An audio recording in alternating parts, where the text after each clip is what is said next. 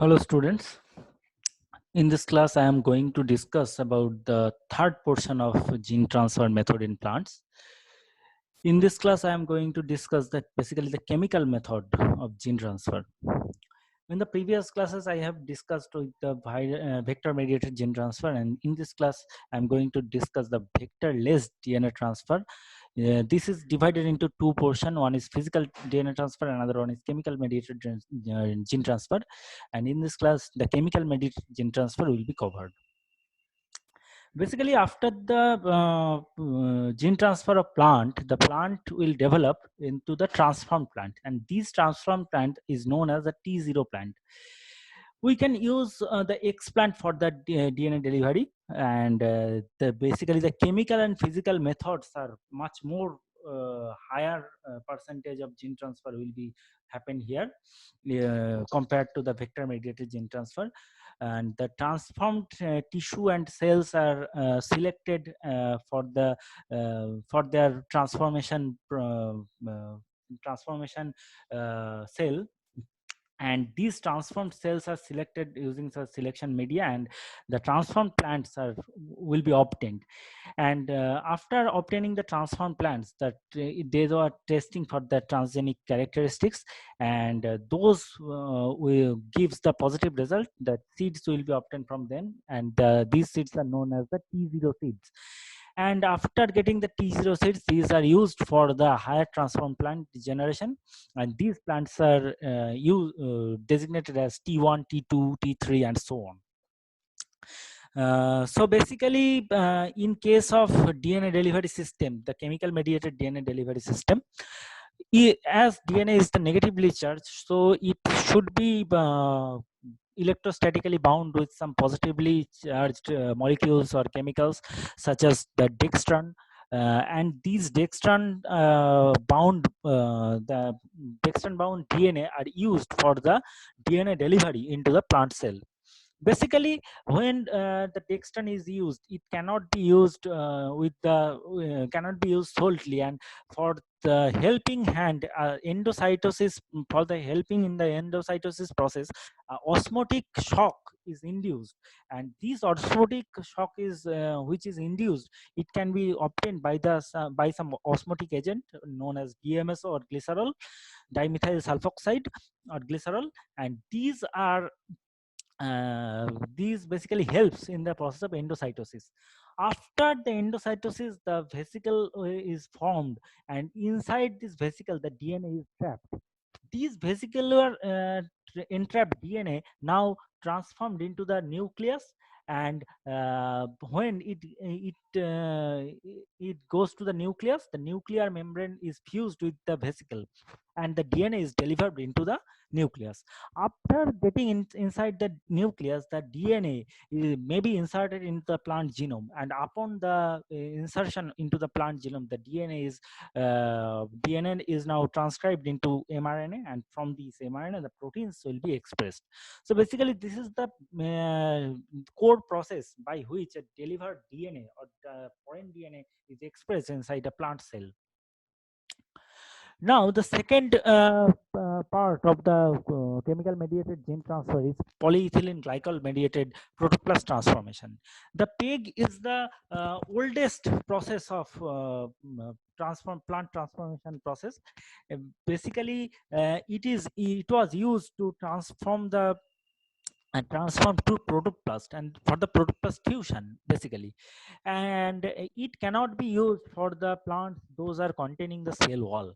So basically, the PEG is used for the fusion of cell membrane, and as the protoplast contains only the cell membrane, they lacks the cell wall. This is very much efficiently used for the fusion of protoplast.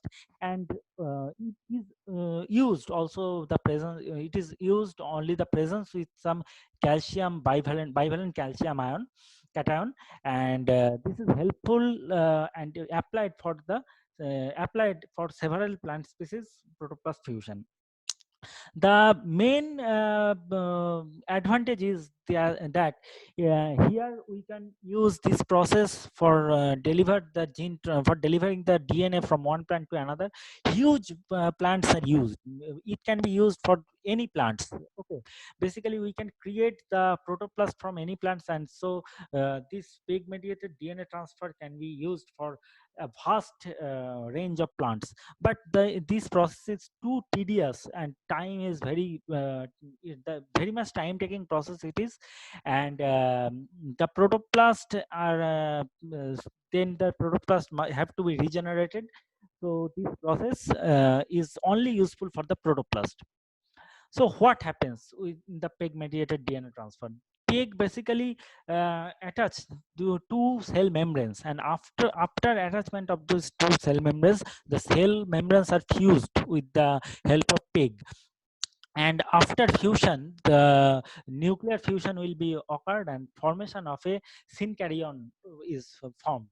In this picture I have shown you the fusion of two protoplast, two Nicotiana protoplast is showing here, with the presence of a dead protoplast that is represented in the red coloration. Now, I have told you that peg cannot be used solely. The calcium ion is basically helping this peg. So, what happens with the calcium mediated gene transfer? Basically, the calcium phosphate method is used for the DNA transfer in plant. Basically, the DNA which is soluble, which is make soluble in the DNA phosphate in the phosphate buffer, and the calcium chloride solution is added into the DNA phosphate buffer. And upon the addition of calcium chloride solution, the calcium phosphate salt is produced, which basically attach the DNA on it.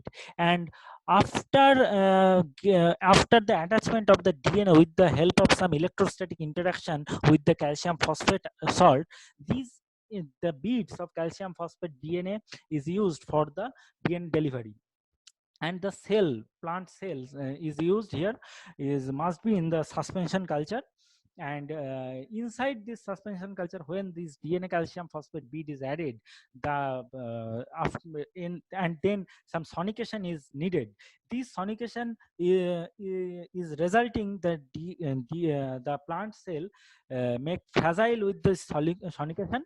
And due to this the pores are formed on the plant cell wall, and through this pore the DNA beads are delivered into the plant cell. And when these DNA beads are reach the plant cell membrane, the phagocytosis process happens, which engulfs these DNA beads into the cell. So there are some limitations also. Basically, the frequency is very low, and the integrated genes undergo substantial modification. And the chromosome, the foreign DNA must be maybe inserted into the chromosome in a randomly process. And for this process, to omit this random insertion of the foreign genome, basically we can use the CRISPR mediated gene transfer, CRISPR-Cas9 mediated gene transfer, where the DNA fragment is flanked by the two target sequences, is attached with the with the two ends of the DNA. And when this DNA is delivered into the plant cell, this DNA is delivered at at the target location, perfect target location. And this can be also used for the gene therapy, but the application is limited. So students, this is the basic class where I have discussed about the chemical method of DNA delivery. Please go through these slides, and if you have any question, you can ask me later. Thank you.